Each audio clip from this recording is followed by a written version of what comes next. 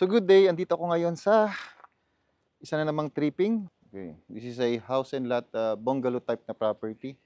Okay, so ito yung facade ng bahay o yung harap ng bahay. Ayan. Sa harap ng bahay, andito rin yung garden mo. At itong portion ng bahay na to is fenced. Meron kang concrete fence sa palibot. Ayan. Pero yung property line is nasa labas pa. So this area is actually within a bigger property or bigger area ng property. You can park your car outside and you can still have your garden sa labas. So dito sa right side, nandito yung living area and then meron kayong window glass dito. Okay? And then dito naman yung kitchen. So dito lahat is sliding door. Yan. Okay? Yan.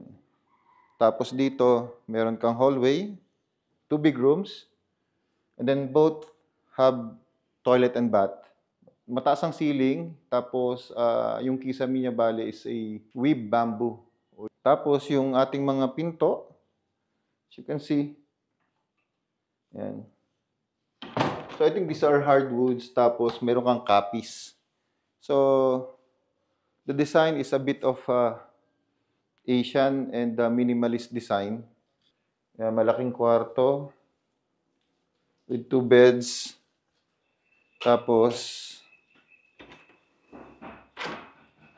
yan, meron toilet. Okay, so this is the toilet and bath.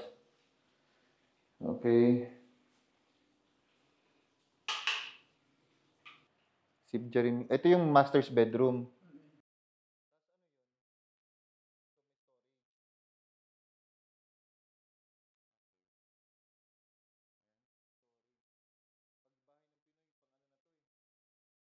So katulad ng sinabi ko, no, yung house is within a bigger area ng property. Ito yung part na merong concrete fence, tapos meron ka ditong gate.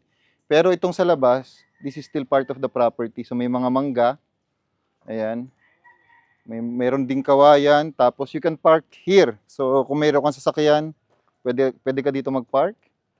And yung actual na bahay is just probably around 100 meters papunta sa labas.